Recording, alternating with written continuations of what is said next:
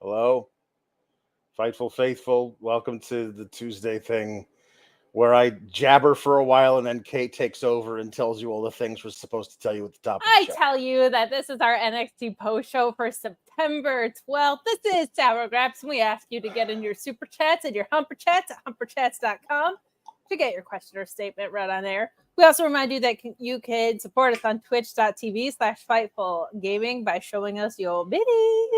Send in those Twitch bits to support us. And we remind you to do all sorts of things because Tuesday night is for chores. And we need you guys to subscribe to FightfulSelect.com for all sorts of contract news. Yeah, some stuff went up about LA Knight that you're going to want to check out, as well as more coming down the pike. It feels like CM Punk Watch is on pause for the time being.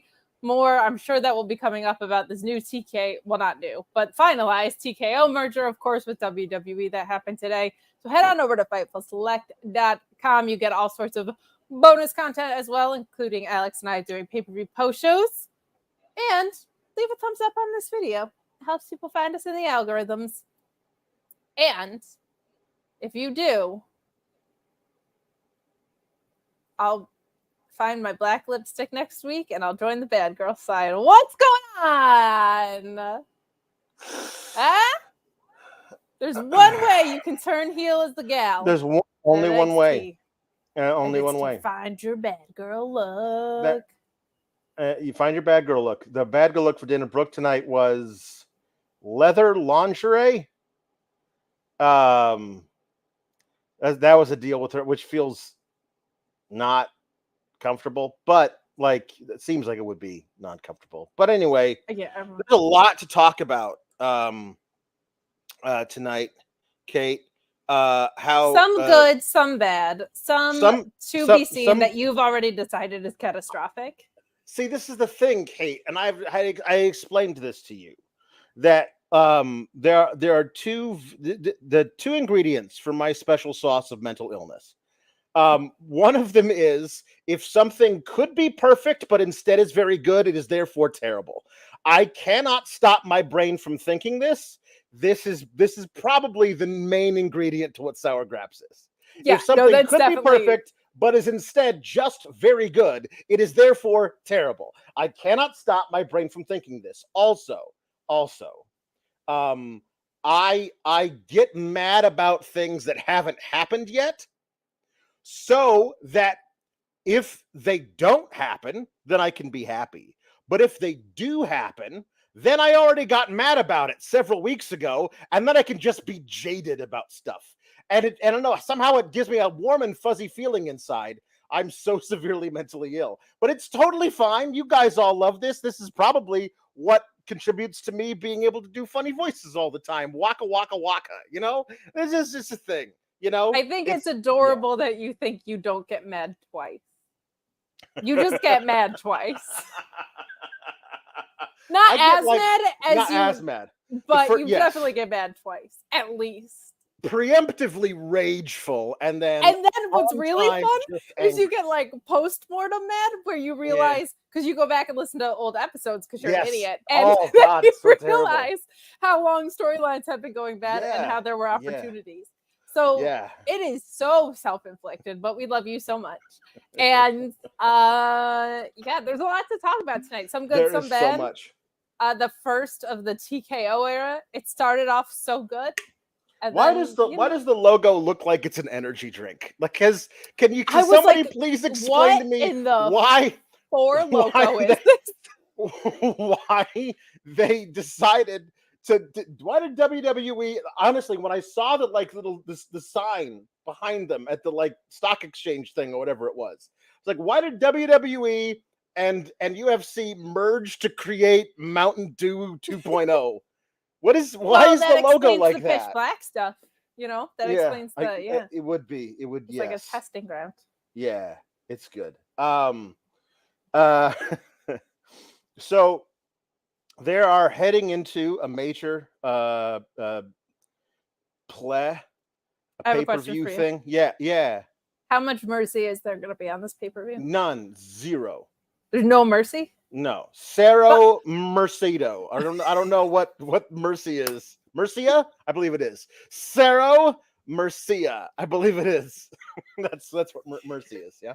Luis must feel so at home. You said it just, I mean, what a natural Spanish speaker. Yeah. I'm so confused because Uncle Jesse told me to have mercy, and they're like, no mercy. It's a lot. But we are headed into a bigger play, and the card looks great. And there's things to be excited about, and there's things to, that are going to be great matches with terrible booking, as is the horrible booking kid. Yeah. Wait a minute. So Miedo is mercy and fear? Is that right? I thought it was... Max Chewy says it's... I'm not going to... Merced? Misericordia? Yeah. Wow. Ricky Rainbow would know. We'll ask him at the end of the show. Cerro Piedad. I don't know what it is. Okay.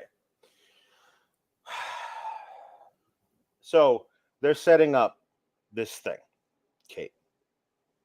They're trying to put together this deal for No Mercy in Bakersfield, in beautiful 128-degree Bakersfield, and they're going to do that, and so they're setting all of this up in one way or another, and as has been the case, more and more, the in-ring is uniformly really, really good to great.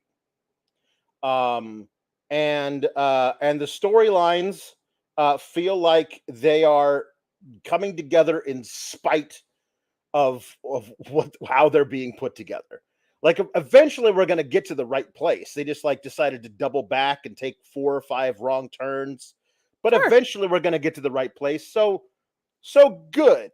But yeah, there's a lot to talk about, starting here, with anger puns, knockout puns, energy drink puns, merger puns. I don't know. Those are nerdy. Those are some Kiana James puns. business puns. I don't know. I'm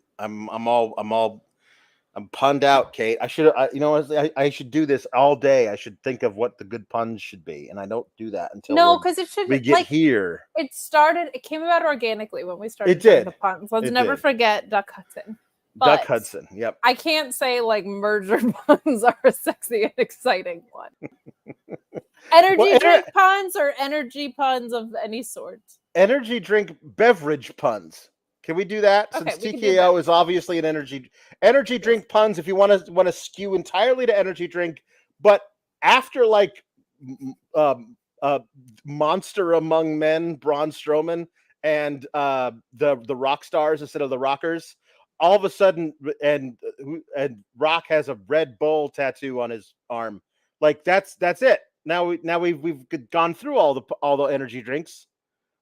So if you want to just broaden it to beverages, I won't say no.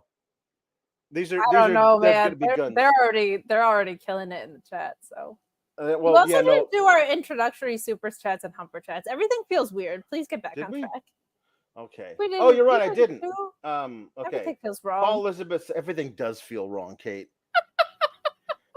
Paul Elizabeth says, good evening to the world's best society, that of the Sour Graps, with our team Kalex, our super mod, and our master of ceremonies, JW Pringle. JW Pringle says, Alex with the sour that powers us, Kate with the bangs that run the rang, Papa Paul Elizabeth, our Superman, sisters, Meat, Jam Beard, Alpha Bill, Luis, and all the SGS. Anyone miss the 2.0? Me neither. Yeah, I don't miss it, but there's some holdovers from back then. There are, but I gotta say, I feel like it's trending in a better direction. At least from the perspective of there's more things with stakes, which is always helpful. Always good. And the in-ring, it's not like the in-ring was bad before, but for the most part, the in-ring has been much it used to be really good, and now it's very, very good, extremely high. Tom Lavallee says happy Tuesday SGS, best night of the week. I can only assume you talking about us. Yes. But thank you. MD Cyclo says, thanks for getting me through my school days. You're welcome, MD Cyclo. MD Cyclo had a fantastic idea for how Shinsuke should win the title from Seth Rollins. He should win it via ref stoppage. Like just beat on Seth Rollins till he can't stand anymore, and the ref has to call it off. That way, Seth never got pinned. He never submitted. But Shinsuke broke him, and then you have Seth rebuild himself to take the title back from Shinsuke if that's what you want to do. Just like destroying his back. That was a great idea. Such a good story. That was a great idea. Cyclo, I'll never forget that you had that idea. It was a really cool one. Dirk Harper says, Dirk Harpeck says, does Booker T have some sort of contractual obligation where he must say champagne wishes and caviar dreams at least 2 times per episode? No, I think all he does is watch old episodes of Lifestyles of the Rich and Famous. I have a new theory. I don't think he's actually there. Yeah.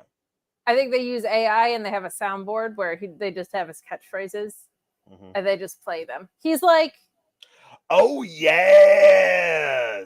Wishes. The heart of this kid. That's it. That's like all you need. Yep. Yeah. Okay, so they surprised me, which is always good. I like being surprised if the result is decent. It's good. And the result of this was good.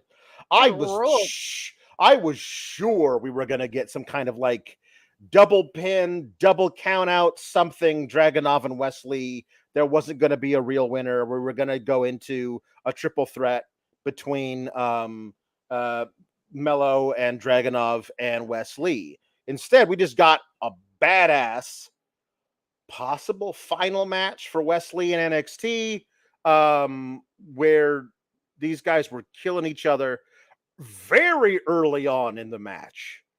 Like Dragunov did some kind of weird wind up knife edge chop and fully turned Wesley inside out in a way I've never seen that bump off of that kind of move. Like you usually see it off a lariat, but never off of a chop. Like it's yeah. It I think of all the things that you don't have faith in, which is a lot in this promotion, Alex, the idea that somebody is actually getting called up is adorable. There was a literal loser leaves town match that a team lost, and they're still here. I mean, nobody's getting called up ever. Possible. Possible.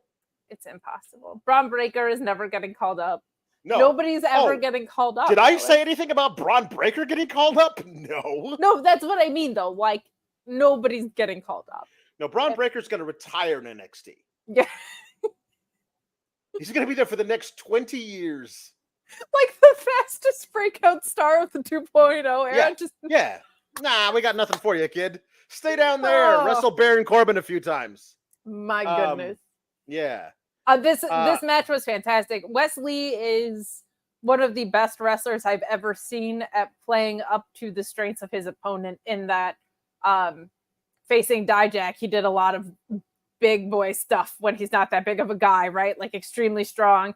Here, I felt like he was really meeting Dragunov on the like laying your shit aspect of what Dragunov brings to the table. And I just love that the story has been that the fight gets pulled out of him and he tells that story in that specific way. I feel like is a huge strength of his. And I also said that I feel like I don't know if you can be a sneaky contender for best wrestler in the world, but if you can, Ilja Dragunov is it. I don't feel like he's in that conversation, but every time that guy is in the ring or doing anything, like he's a great promo, he's a great character, but in ring wise, like I'm always just so astounded by what he brings to a match. The chat is calling it out that German onto the table was just insane. I forget what Luis called out on Twitter, but it made me laugh the way he said it. I forget what it was. Might have been that inside out chop situation that happened. But super, super, super fun opener. I really liked what we got out of this and just the perfect. There were a lot of things in ring wise that were great combinations today. And this was one of them of like Wesley's athleticism with the extremely hard-hitting style of Ilja Dragunov. Later, we get the strength of Tyler Bate and the speed of Axiom. A lot of really good examples of collisions of styles making matches on the show. Certainly there in this opener. Really, really fun stuff. And a clean finish, Alex. So great. So good. Stakes? A clean finish? Yeah. Kind of wrestling a girl likes. Yeah, we got a couple of things. Ilja doing this weird, like almost a breakdance move where he like leaned all the way back and put his hand on the ground and then popped up into a lariat, took off Wesley's head. Doing the they call it the H bomb. Oh yeah, it's just him absolutely covering the hell. It's just him leaping up and dropping a forearm on you. But it's so funny that they call it the H bomb, and I'm like, oh, okay, that's okay. But he does it once, and Wesley kicks out of it. So then he does it to him while he's to the back of his head while he's sitting up, which does not look good at all. It looks like it must hurt. So that's how he pins him. Great. This was excellent. Mello coming out to like jaw at Ilja as though Ilja had just talked trash to his mom always makes me go like you can come out and go, wow, that was really impressive. Still gonna beat your ass. As opposed to, hey man, this right. And I'm like, why are you mad at him? He did nothing to you. You set up a one-on-one match and the winner gets a title shot. Why are you mad at him for winning it? That was just very odd. I mean, you might not be happy with the outcome. Yeah. So yeah, I like the idea we're gonna get Dragunov versus Carmelo again, because the match was great. This time there won't be trick around to hold a belt that Ilja Dragunov could accidentally headbutt, costing himself the match. But again, preemptively, as you say, no one's getting called up ever. Correct. If there was a natural progression of guy debuts, guy gets over, guy becomes the champion, guy loses title, guy goes up. If that was the natural progression of things the way it used to be, there's a decent shot that Dragunov could beat Carmelo Hayes, and then Carmelo Hayes would just go up. You know, he'd be there in time for he'd be there and fully settled into the main roster for a fun Royal Rumble run. And then maybe he'd get a WrestleMania match. But it's because that does no longer exist. It's I guess Dragunov could win, but because there's not that thing of like, man, this could be it. This could be the time where he loses the title and then goes up. That's what I thought Braun Breaker was going to do, but he lost the title and been sticking around, spearing people and getting into murdering guys with steps and getting into fights with Baron Corbin. Like, I want him. In their defense, he did also turn heel, and I think it's probably wise to have him test out a different side of a character before you call someone up. That part makes sense. What he's been doing with that has not made sense. Ian Riccaboni's in the chat again. Hi, Ian. Favorite commentator of all time. That's definitely him, by the way. That's definitely Ian R. There's nobody else it could be other than no Ian one Riccaboni. else has the last name R. No, R, and Ian. I mean, how exotic. So it's definitely Ian Riccaboni. We're in the Riccaboni zone today. I'm here for it. I feel like they've they've told us Trick is going to be the one to dethrone him, probably for a transitional reign or something. I guess. But I also feel like him with the title for a little bit longer is probably a good idea, because I don't know who. I mean, that's the champagne problem with Ilja Dragunov, right? You could call him up to the main roster tomorrow. You could, if you told me he's getting called up to the main roster tomorrow, I would not be surprised. If you told me he was going over Carmelo, I would not be surprised. If you told me he was getting released, I would also not be surprised, because I think they don't know what they want to do with him. And it's not a lack of skill. That's for damn sure. It's a how does this guy translate into our system? I feel like pretty beautifully, but what do they want to do with him? Look at how long it took Chad Gable to break out, right? So yeah. But this was a really, really, really great opener. This was so much fun. We'll see what is next for Wesley. I love your idea that he tags with Ricochet so much. Mm-hmm. I want it. Sorry, I waited too long and the moment's far past, but I didn't want to interrupt you. But I still have to do it because if I don't, my brain will yell at me all night long. Champagne problems and caviar solutions.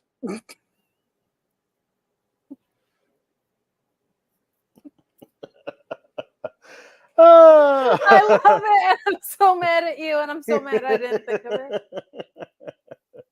Luis says Dragunov winning it and then drops it to Trick at Mania weekend as a mirror to his feud with Walter would rule. I wish they thought like that. Yeah. Yeah. Listen, I like Trick a lot. He's improved a bunch. I don't want him to become NXT champion like ever. There's so many guys who never got to be NXT champion. Are they going to come down like Becky and win the title? Is that a thing that they get to do too, or is that only? Mustafa Ali's been here for months and still not won a title. I like long-term stories, and I like it if it's transitional and it happens in a few months. I don't want it to happen tomorrow. But if it's transitional and completes an arc in his long-term story, I feel like that's good because I think it could do a lot for him in a short amount of time. And then you put it on someone who is like a champion. You know what I mean? Yeah. Will Chisholm says, I think NXT was good today. I will say having a daughter has made me soft now. Yeah. I thought that was going to happen to me, but it didn't take. It says, I need Alex's power to be mad, but not mad. No, the trick is you have to get mad early, ahead of time, preemptively furious. And then the anger will dissipate. And then when the thing happens that you're so sure will happen, you already got like furious about it. So now you can just be jaded. Now, or as Kate would say, just like slightly less mad than the first time. Yeah, no, you're definitely just get mad multiple times. But you would be irate if you didn't get preemptively mad. So it's a good step. I, as a lady, am not allowed to get mad. I can only go to my dark side and wear black lipstick. So those are my only options, unfortunately. Yeah. So the Vaughn attack video with listen, if as they are contending, Braun nearly murdered him with the steps. Yes. I do not believe they would be turning it into a work in this way. So I think the whole thing was worked from the beginning. I think that was fake blood that they figured out a way to get on there without whatever on the steps and the fake blood on his head on the thing. I think that was that. Listen, him picking up the steps and smashing them on Von Wagner is still funny a week later. I'm sorry, it is. It's still funny. So as you showing it to me to like make me feel bad, it's just not going to work. So you know what, Alex? I have a bone to pick with that. Okay, because this is how it starts. You dismiss Skull Health, and the next thing you know, your best friend is having neck issues. Are you having neck issues? Are you having neck issues? Should I know about? Who's to say? I'm just saying. You still owe me a surprise appearance on some show that I'm doing with you while you're wearing a neck brace.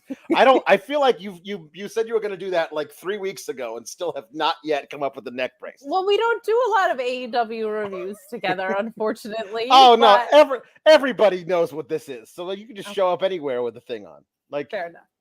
The point is, Alex, you start dismissing Skull Health for Bird Wagner. And the next thing you know, your best friend has been wearing a neck brace on planes. Your best friend's been wearing a neck brace in other promotions. And you become friends with some turncoat, okay, who's had a nasty reputation, though is beginning to learn to love himself and others. Yeah. And you just completely dismiss any regard for your friend's neck health. Yeah. But your new friend, you're very concerned. Adam Cole, baby, yeah, great. We should for Roddy's neck. We should just do a thing.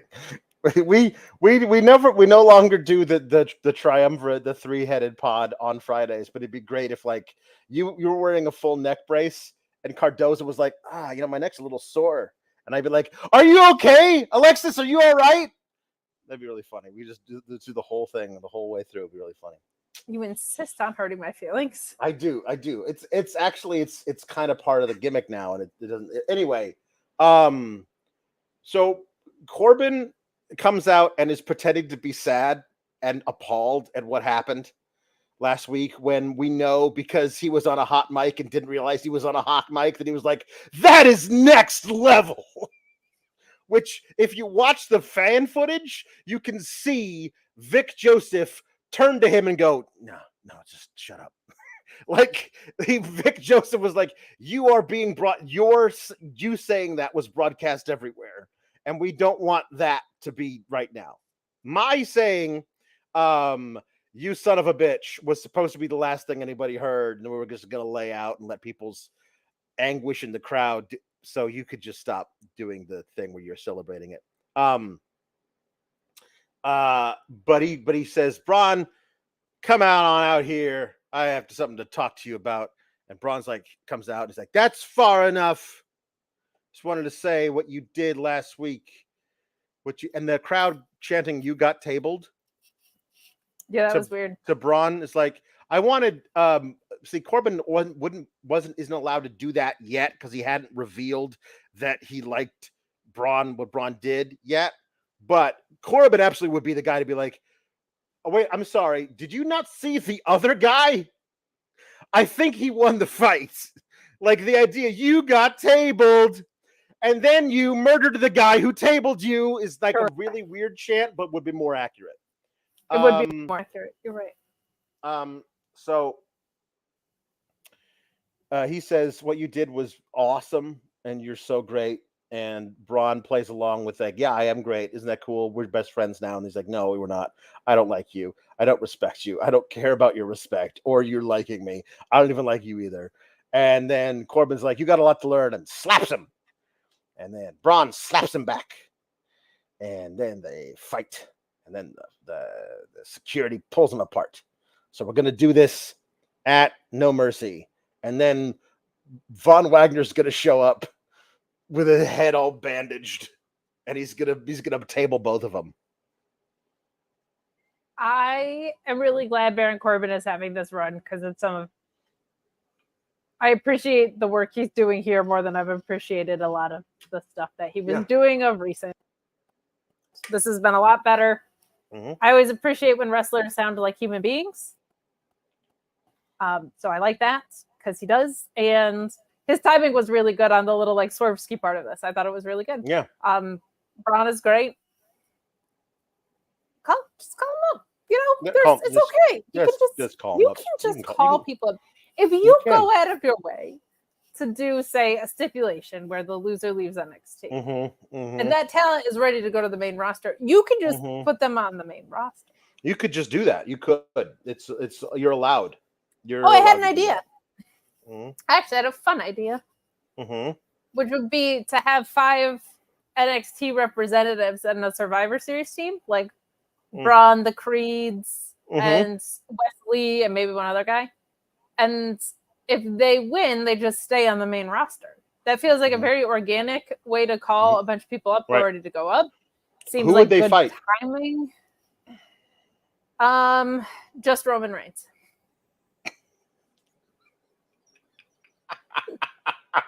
Roman would go over though. They would book Roman to win. So no, it's John Cena. The Nexus all over again. CM Punk, but like for real. If you can survive backstage with CM Punk. Yeah. Will Chisholm says, guys, are we surprised he almost killed somebody? His uncle is Scott Steiner. True. And then he says that promo felt like how Punk and Jungle Man happened it all in. Yeah, they've been making some little nod skis. They've been doing a lot. Yeah. Mm-hmm. Yep. Kim Gray says, I knew Corbin with a soul wasn't sitting right with me. Yeah, no, it's hinky. Little hinky there. So you mentioned this, and it's not on the rundown, so I want to talk about it now so I don't forget it. 2 roots, 1 tree. Because they wrote GYV off stage. They didn't film a scene where like Joe Gacy fired them for embarrassing him by losing the match versus the Creeds. They didn't film a scene where they said where Joe Gacy started yelling at them and said, "You can't talk to us that way. We quit."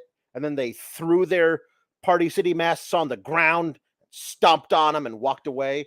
They just decided they're gone because Joe Gacy and Ava, not Ava Rain, are standing outside by a fallen tree, and they're like, "We are now alone. We're so alone and alone. We're so alone." And then they essentially put their hands on the tree, and that's it. So like GYV is free. They're gone. Their contracts were up in October anyway, so they just figured, yeah, all right, you can leave. I mean, maybe they're not let out of their contracts yet, but their contracts are going to expire. So goodbye. I wish they had like a proper goodbye match. I guess too. I guess we kind of got that, but I wish it was like a hey, we knew that's what we were getting thing. Yeah. But good for GYV. I would love to see them go to ROH. Selfishly. Oh no, they should be the Ring of Honor tag team champions. They should take it off of what's his face, the Kingdom, if the Kingdom eventually gets it. Like they should just show up, and like the Kingdom should get it, and then we'll be like, all right, well here's the Kingdom's champion, and they're like, no, we're soon to be recognized as the Ring of Honor tag team champions, and they beat them. As someone that actually watches and reviews ROH, they can't do that to the Kingdom. The Kingdom have been the champions without belts the entire time, but I'm all for it. I don't like Matt Taven, so I book him to lose things. Okay, Matt Taven, Purple Kenny Omega is not my favorite. But I appreciate it. Mm-hmm. I would like an actual feud for them, but GYB as ROH tag champions would be amazing if they are gonna, try with the ROH product. But let's just have the Kingdom, or no, have GYV versus Aussie Open, just in a best of 7 match. Yeah, I also am like not opposed to GYV versus FTR. Like, oh yeah, no, just do all those things all too. day. Not?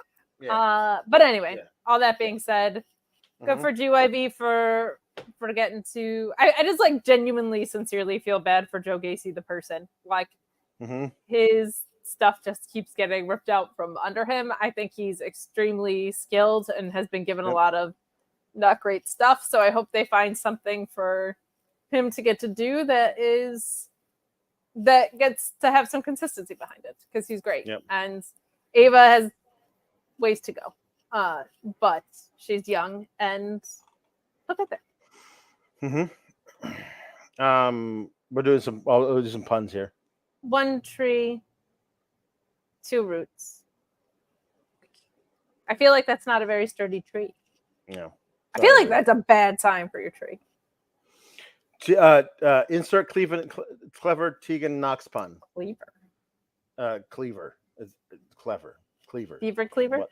Beaver Cleaver. Me Cleaver. Tegan knocks out. As in like. Oh, beautiful. Yeah. Ricardo the Firefly says CM Punch. That works on many levels. Ricardo the Firefly says squirt angle.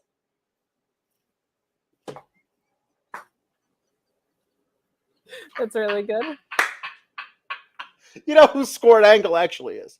Chad Gable.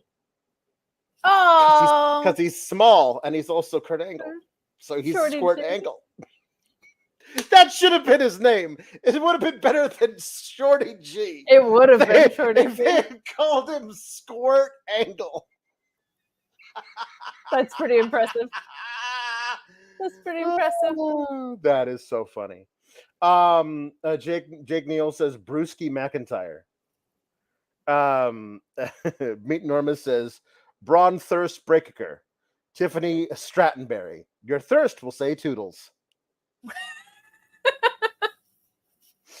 Toodles. David Pringle says too many e-drinks. Need a pick me up. I say goodbye to my Toodles. JB Pringle says if you drink too many e-drinks, you'll get a roddy heart rate. Ricardo the Firefly says British Red Bulldog. Oh, that's very good. That's really good. Much better. That's much better than one I had before. True Infamous 73 says the Viking Gatorators.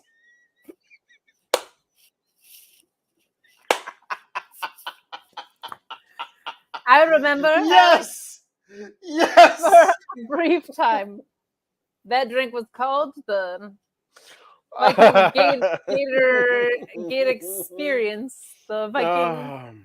I got nothing. Louisville says Monster Amongst Energy Drinks. That's very good. I feel like you called that one out. That's the only reason. True Infamous also says Monster Among Energy Drinks, Braun Strowman. So it's basically the same thing. Good Time Trevi Dime says G Fuel 1 Climax. What Lieutenant Photo says Taurine of the Islands. I never understood what taurine was and why it was important that all the energy drinks have it in it. Kim Gray says Mountain. I was watching New Japan the other day. I know that's a shock, but Shane Haste was on commentary and he was like, Jeff, for some reason, just decided it was an insult that Jeff Cobb spells his name with 3 B's. I was like, I got spells his name with 3 B's. I was like, in a very condescending way. Didn't say it stood for anything, but I was like, that kind of fits in line with our breaker-ness. Good time. Kim Gray says Mountain Dew Drop. And then she says, love you guys. We love you too, Kim. And Lieutenant Photo says Red Bull gives you 1-winged angels. That's really good. Nobody kicks out of it. You're just hyped for the entire time. And Jake Neal says Fanta Go. Fantango. That's good stuff. All right. This horrible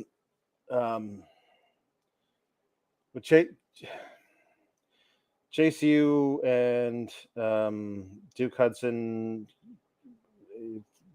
her location's turned off on her phone, I guess. And so that, I don't know what's gotten into her. She's in her terrible 20s now, says Duke. So I guess she turned 20, which makes the whole thing even weirder, the rest of the segment. But going on 15, this is so uncomfortable. And then they're sitting at the bar, and by the bar I mean the break room that has a kitchenette in it at the performance center. Hey, those guys are looking at us. They're gonna come over and talk to us, and they're like, "Hey, JC, how's it going? What's up? Do you hang out with little girls now?" And then they slap them and kick them in the balls and fight them. And after they are done fighting them and beating them up, Thea says, you take me shopping next week? I don't want to wear this anymore. Never in my life have I seen a human being act this way or anything even close. This is so weird. If she's 20, why are they treating her like she's 15? Why is she being called a little girl if she's 20 years old? I don't know. And why is her response to being called a little girl to fight these dudes who walked up to them at the bar? This is awful. I don't like it. It's like uncomfortable feeling. Like Duke Hudson was like flirting with her a couple months ago and now is like her dad, but like he's the dad of a teenager and not a 20-year-old. Like what is this? Mm-mm. Barf. Not into it. And next week she's going to show up with black lipstick because Dana Brooke had to find her dark look.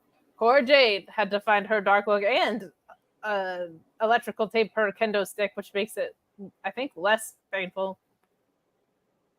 Who else? JC Jane already has like the twisty goth girl thing going. Roxanne's going to a dark place. Blair Davenport has black lipstick. It just like can they just turn heel? What is going on with this? I don't know. I don't know. Lyra Valkyria defeated Dana Brooke, who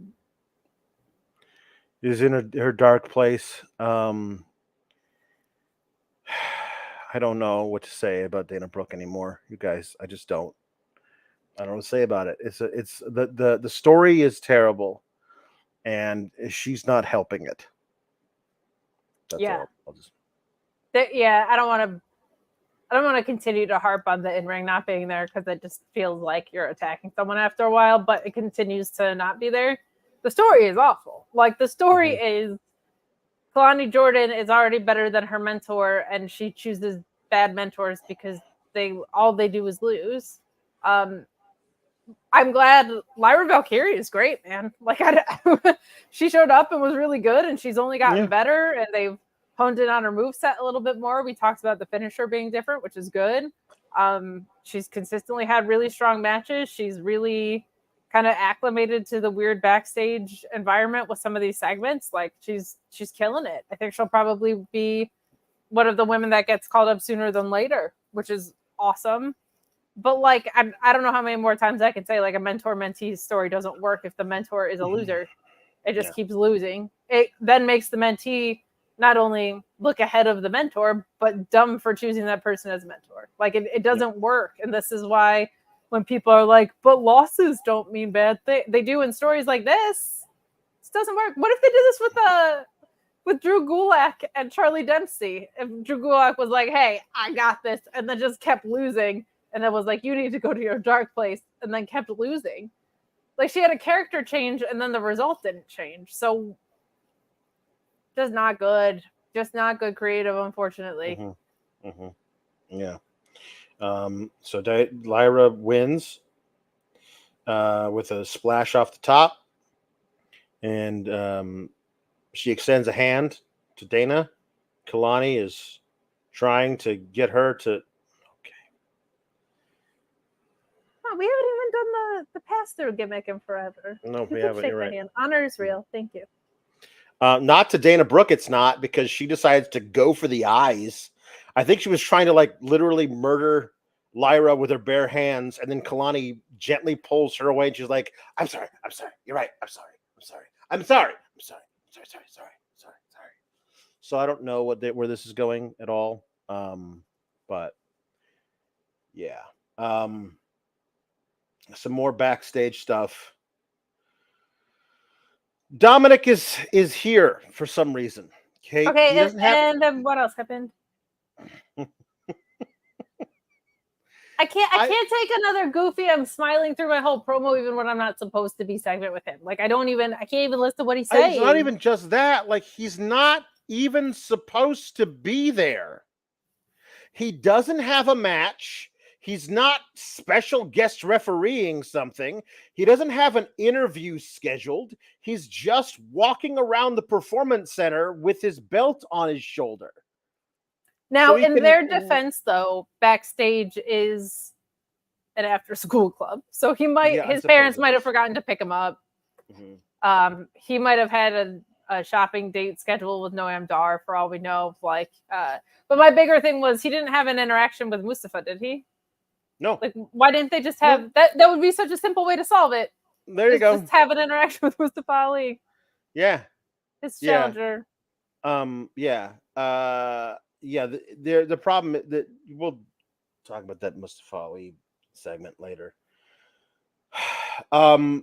He says, Hey, Carmelo.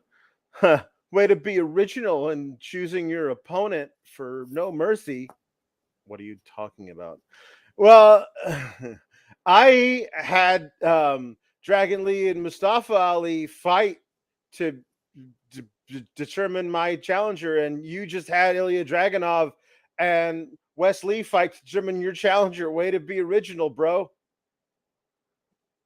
What? He's like smiling like an idiot through it too. What is this? Well, he's been doing this though on every program, right? He's finding these what he thinks are points of relatability with everyone. Like he did it with Jey Uso on Raw, and he did it here, but was like kind of trolling him. Like it's this weird like negging recruitment thing. I think it's very odd, but like I can't really pay attention to what he's saying when he's just like through the whole thing.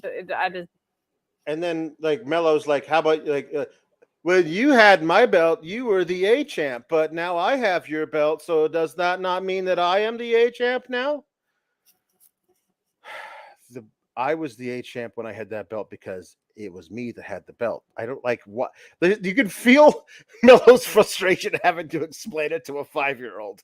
No, the belt does not determine who the A champ is. The champ determines who the A champ is. How is this your first day here? What are you doing? And I would have forgiven everything if Dom just went, oh. That would be so good.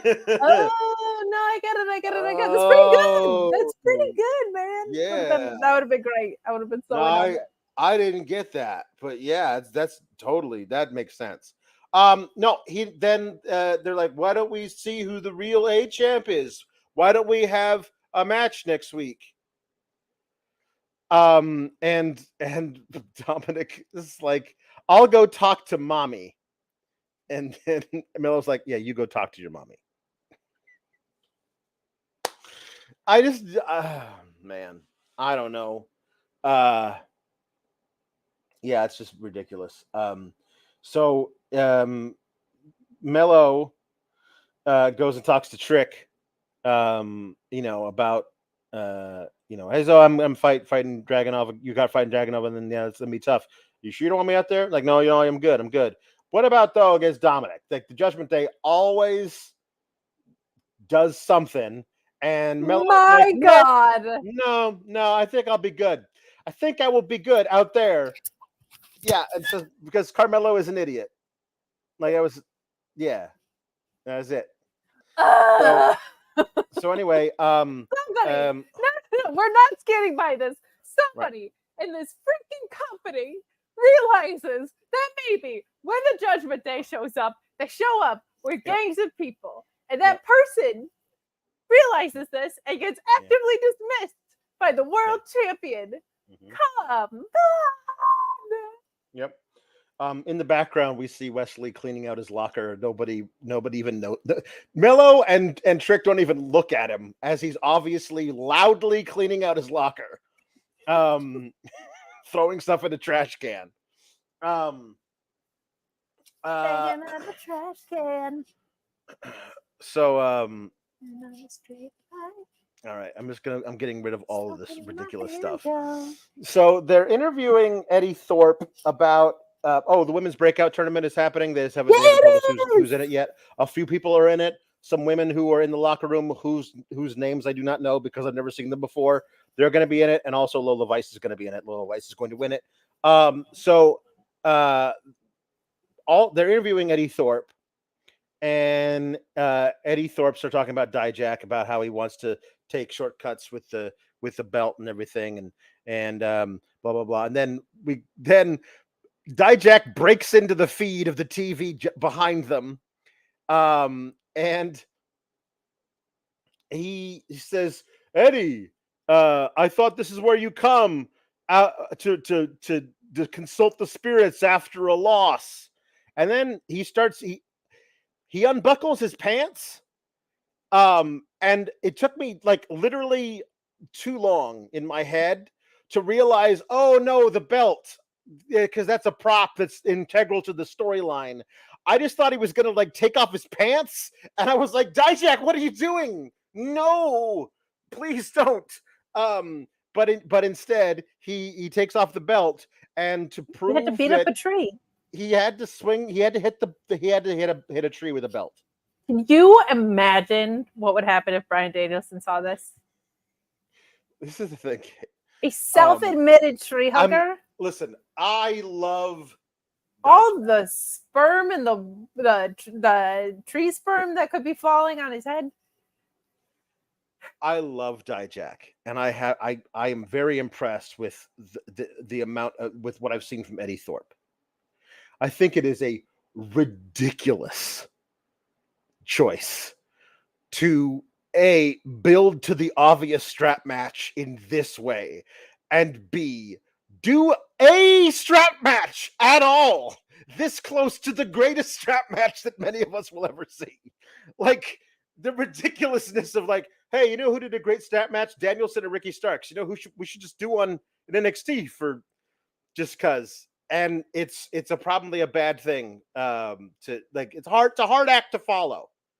That's not fair to Dijak and Thorpe to try and be like, let's have a great strap match that close to the greatest one ever. If it had merely been an all right strap match, fine. You try and outdo it. You're not going to outdo Danielson and Starks. I don't have as much of a problem with that. I don't need it to be whose strap match is better, but I do feel like beating up a tree with a belt is weird. That's bad. That's bad. That's a bad thing. That's a waste of your belt, and it's mean to trees. I just think it's rude, but I am excited, and I am intrigued to see if Dijak gets his retribution on Eddie Thorpe. See what I did there? Yeah, no, I did. I could have chosen any other word. I could have said it's a reference to how Dijak used to be T-Bar, and T-Bar was part of the group Retribution. Nailed it. I could have chosen any other word. That is where I was going. Very well done. You could have. It's true. Alex. It's true. It's true. Speaking of trees standing tall and trying to beat them down. Yes, go on. Speaking of references to tree sperm, I'm so sorry to my parents. Hey, if your tree isn't standing so tall and it needs a little bit of help, if your two roots aren't supporting your one tree because they're just feeling a little bit weaker, my God, if there isn't a product on the market to help you, and we can save you money with the code Fightful. Is your sex life stuck in developmental? Well, get ready for a call-up with Bluechew.com and the code Fightful. Same active ingredients as Viagra and Cialis, but how about this? No awkward in-person visits, no trips to the pharmacy. It's shipped straight to your door in a discreet package. But let me tell you, your package is not going to be discreet when you use Bluechew, and the code Fightful helps give you that confidence, that performance to take you straight to the main event, if you know what I'm saying. When approved online by one of our physicians, it just arrives straight to your door. You're not going to have people nosing around with what you're doing. And right now, you get your first shipment free when you use the code Fightful. Go straight to the top, if you know what I mean. Memorable performance, high spot, whatever other innuendos you can think of. Bluechew.com and the code Fightful.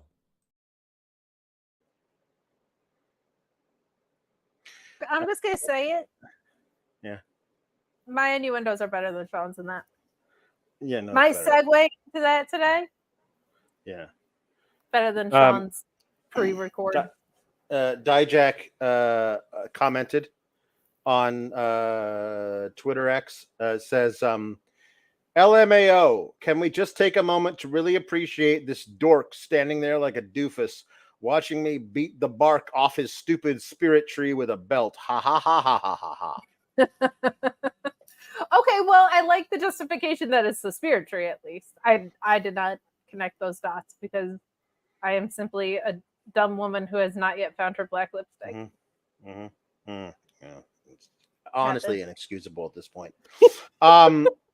So we had, remember a couple of weeks ago, Fallon Henley walked up to Myles Borne and said, Who? "Hey, the horse girl walked up to Myles Borne and said, "Hey, would you like to maybe be a third for my friends Double Vest and the Beach when they take on Catch Point?" That's verbatim what she said.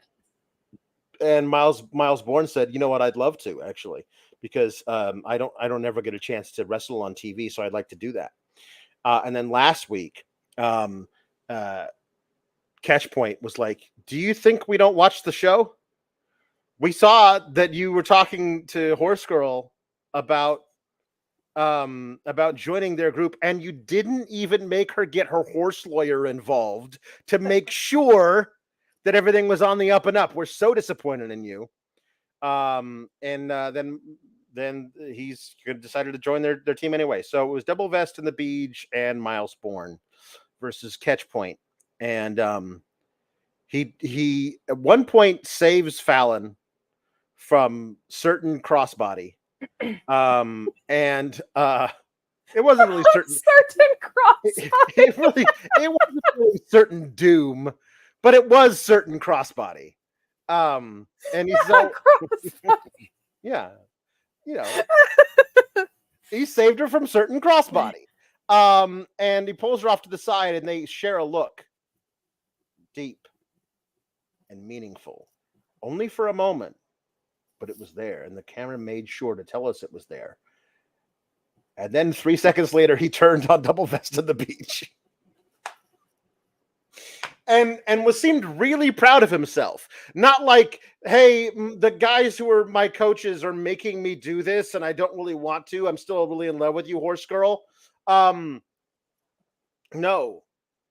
He's really happy with himself. So if they have Horse Girl fall in love with Myles Borne, in spite of the fact that he was really happy that he turned on her friends, and they give us another chapter of As the Horse Girl Turns, I'm going to be so mad, Kate. I gotta be honest. I think I'll be in on it at that point. I think I'll have been so worn down. Like, I think it's that thing of like 1, 2, 3 and times are funny. The 4th time isn't, but the 100th time is, kind of thing. I think we're like going to 100. Yeah, I don't know. Give Fallon Henley something to do other than be the object of someone's affection. Or either do that or just throw Kiana James back in this and act like absolutely nothing happened. Let's just start it all over as it's like the same time of year. We're like headed back into the Christmas season. Honestly, it's true. Let's just do it. Let's just recycle it to the fullest extent. Somehow, Horse Girl and Myles Borne will have their first date on Valentine's Day. Like, that's how long this story will go. Is it'll go all the way then. And can I just say, the fact that Double Vest and the Beach have switched up their gear to be single vest at best, and not the Beach. Just to he'll always be the Beach, but he's never getting away from that. No. Single vest can try. He's occasionally he's double jerking, but he's mostly single vest now. But he's always gonna be double vest. We always know who you really are, Double Vest. And Matthew McConaughey, Beach fella, no, run around without a shirt and his mullet. All right, no, yeah, no. Let's get back on track. Okay. Luis wants Horse Girl to turn into Catch Can Horse Girl. And I want Roddy Strong to have a healthy neck, but we can't always get what we want, Luis. Get what we want, yeah. So yes, Myles Borne turning on the Beach allows Damon Kemp, I think, to pick up the victory. Dirk Harpeck says, tonight was my first time watching NXT in a few months, dealing with some medical shit, so I barely watched any TV. Who's this dude that turned on Double Vest in the Beach, and why does he look like a generic created wrestler from 2006? Because they haven't given him real gear yet, because he's just a young lion for this Drew Gulak and Charlie Dempsey and Damon Kemp group. And you would not have seen him unless you watch Level Up, a show which, as we've discussed, is only available to watch for this long, and then not again for weeks. So, yeah. But if you're only available for this long, Bluechew.com code. Yes, true. That's also true. The Creed Bros face Malik Blade and Edris Enofe. We got to get those guys, Blade and Enofe, a name for the tag team. They've been around long enough. Blade of Fate? Blade of Fate? Yeah. Blade of Fate? Blade of Fate. There you go. Blade of Fate. I think because Allie thought Edris and Enofe was one person. I think Emily did. I think they both did. Mm-hmm. But I know Allie did. But Edris and Enofe was one person. Mm-hmm. I feel like Blade of Fate is like a nice swoosh.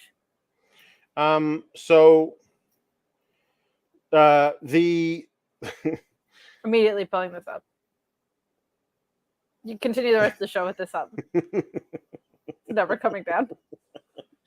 The see this, Sean? Huh?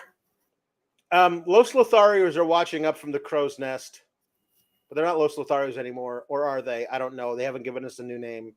You know what that's Spanish for? The Lotharios. Yes, it is. It's true. It's true.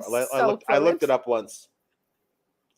Then Hank and Tank come out to watch, and they get attacked by Bronco and Lucian. Lucian Thunder Tiger. Yes, and then Tony D and Stax are watching from backstage. So this is another thing of like, hey, everyone who's involved in the tag scene has got to do segments together for a while until we figure this all out. And the Creeds win because just yes, the Creeds, like, Julius hit Enofe with a lariat that like just made him do a handstand for a full second, like a full headstand, like he went backwards and didn't just like stood there and then fell over. That's so good. If I were Julius Creed, I would suplex everyone I saw. Unsuspecting people. I don't care. Most people would be okay with it because it's just so artful. You know what I mean? It's so well done. But like, I just mean if I'm in line at Target, you're getting suplex. Yep. You cut me off. God forbid you cut me off on the highway and we're stopped at a light or something. You're getting suplexed out of your car. I might suplex the car if I feel like it because I'm Julius Creed. They're so great. Call them up. What are we doing? I don't know. It is unconscionable. They've been, because here's the deal. Like, you always need more guys to do stuff on Raw and SmackDown. I will talk more at the end about like how they have so many women on the main roster that they never ever use. Honestly, I don't need any of these women in NXT currently to be called up anytime soon, because there's a lot of stuff for them to do in NXT, and there would be only stuff they would be taking away from other women on the main roster. So that's my thing. But as far as like what the main roster needs, it's just more interesting things, you know, like more people, more guys of this nature on the main roster can only mean less time for Austin Theory. And that's a good thing. That's great for us. There's just also for the Creeds been so many obvious places that they could have gotten called up. But there do seem to be slow and subtle strides in the tag division on the main roster. So holding out hope, but there's just nothing left for them to do in NXT. But I don't want to complain because this match was a whole heck of a lot of fun. Julius is amazing. He's just amazing. He's literally amazing. Yeah. I'm amazed. So backstage they interview Becky. Becky gets interrupted by Kiana James, who lost last week to Tiffany, and makes her angry. And Becky says, listen, after I beat Tiffany and I'm the new champion, maybe then we'll settle this later.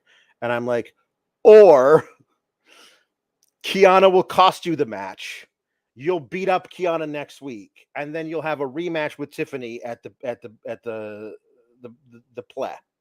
Right. And I guess to their credit, they didn't do the obvious thing. But like monkey's paw, like you didn't do the obvious thing. You're being preemptively angry about this one. I think I have a good reason for it, and we'll talk about it when we get there. So we get Tyler Bate versus Axiom. This is excellent. What else do we get, Alex? We get the metaphor in the toxic lounge. Mm-hmm. What are they doing? Well, 3 of them are wearing safari outfits, and Noam Dar is an inflatable elephant. What do I have to do to be a part of the metaphor? How do I make it to meta 5?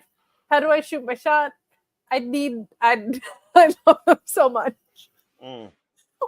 Listen. I hate to be the one to break it to you. But what with his history with Alicia folks and these 2 ladies, I don't think you're Noam Dar's type. No. Okay. I don't mean shoot my shot in a way where I'm trying to marry. No, I don't think he lets anybody into his club who's not his type, is what I'm saying. I would like to fill out an application to be a part of the metaphor and make it to meta 5. Mm-hmm. I can put together some cool outfits. Mm-hmm. I can keep us safe on wild safaris. Mm-hmm. I interfere with things all the time.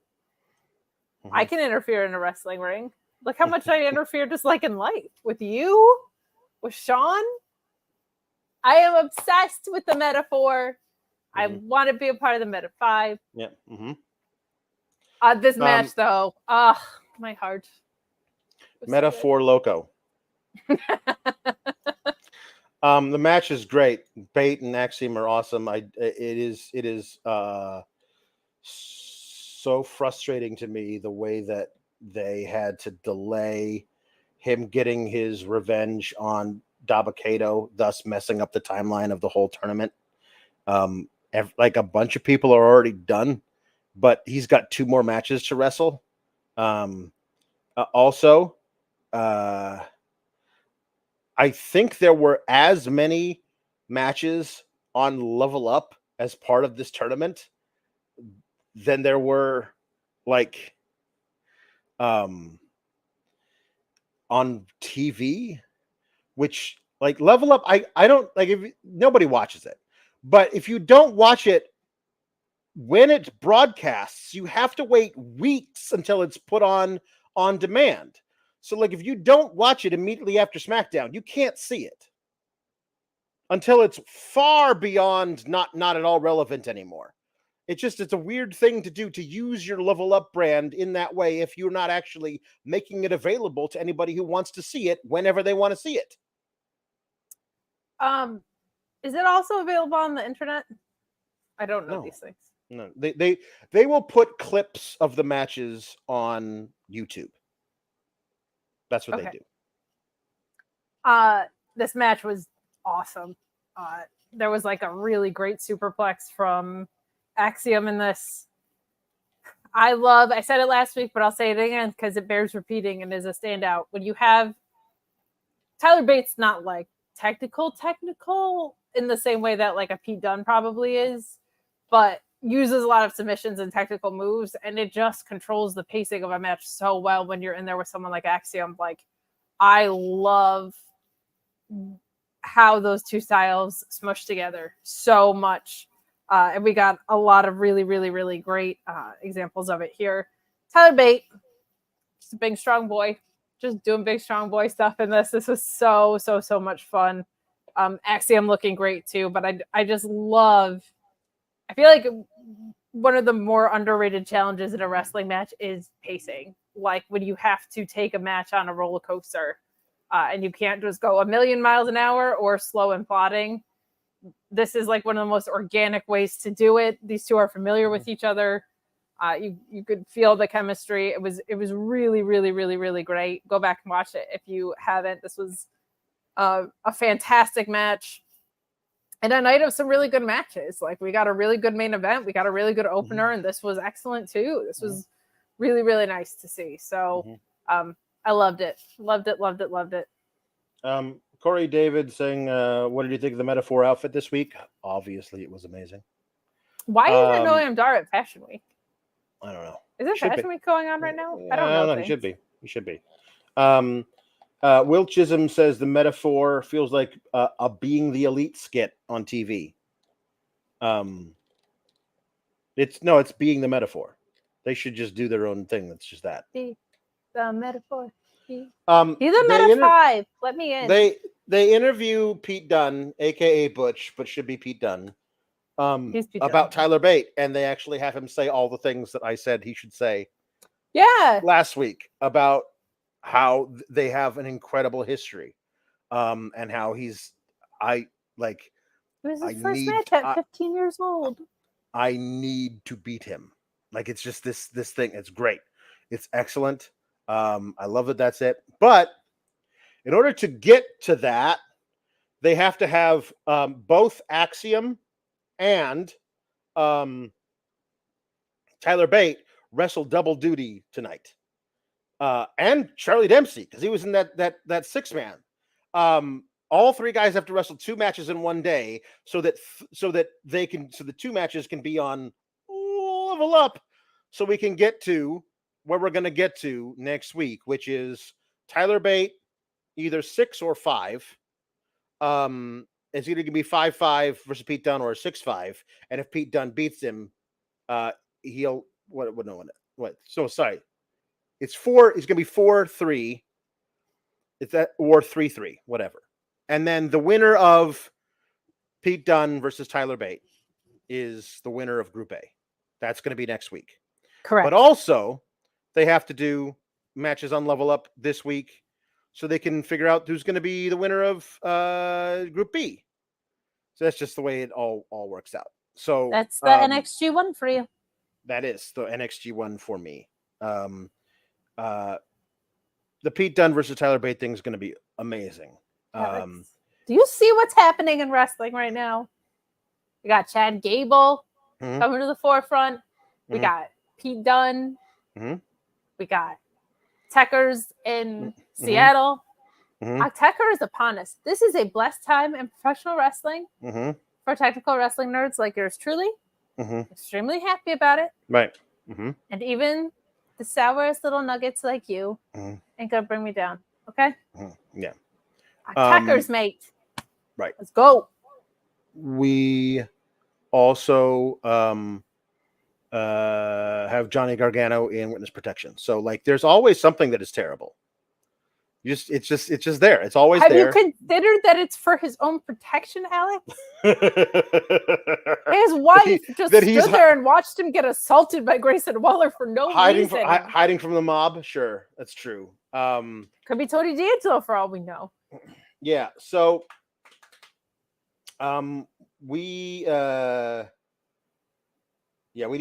the main event should be the main event should be Pete Dunne versus Tyler Bate. Guess what? It won't be though, because they got to have Dominic ruin everything in the main event versus Mello. That'll be the main event next week. We got Nathan Frazer versus Akira Tozawa. Tozawa put in this group thing to lose 3 straight matches to everybody in the tournament, and also take 3 skull-crushing finales from The Miz while in the midst of the tournament. Akira Tozawa cannot win. Everyone was so excited when Akira Tozawa got put in this tournament. It's like, oh, cool, we get to see Akira Tozawa wrestle matches. No, you don't. He gets to be in 2 level up matches with nobody watches, and then the one match he has on TV, he loses to Nathan Frazer in 4.5 minutes. Yeah. It's too bad for Akira Tozawa because he is great. It is. But this is his role, unfortunately. Yes. So Nathan Frazer wins. Yes.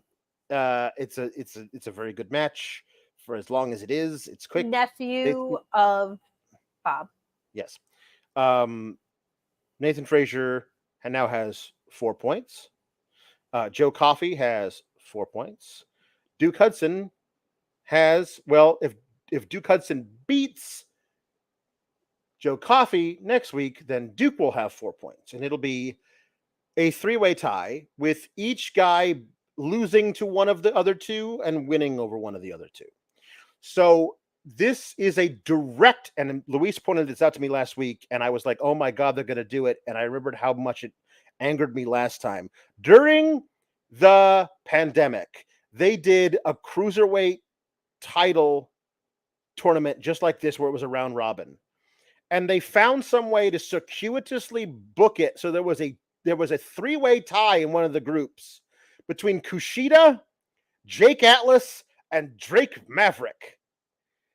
And then they had to have an extra match after the round robin was all done so they could determine a winner.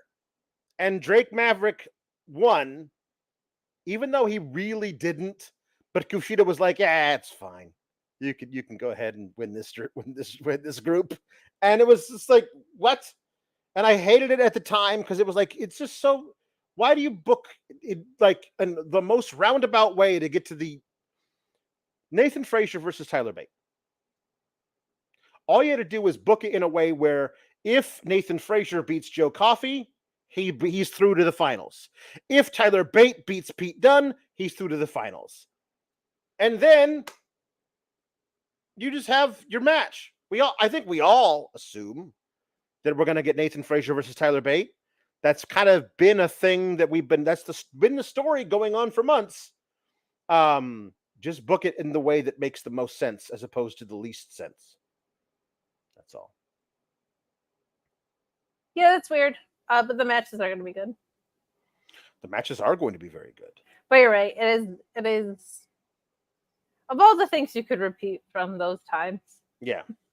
Why is this the one thing that you're repeating? But I'm wondering if they're doing that to match up taping schedules with Pete Dunne or whatever. Who knows? Who knows? But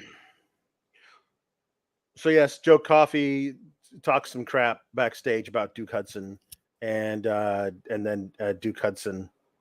Hold on. So you're going to lip sync. I'm going to do Joe Coffey's voice off screen like this, and then you're going to lip sync what I say. Okay. Okay. Yep.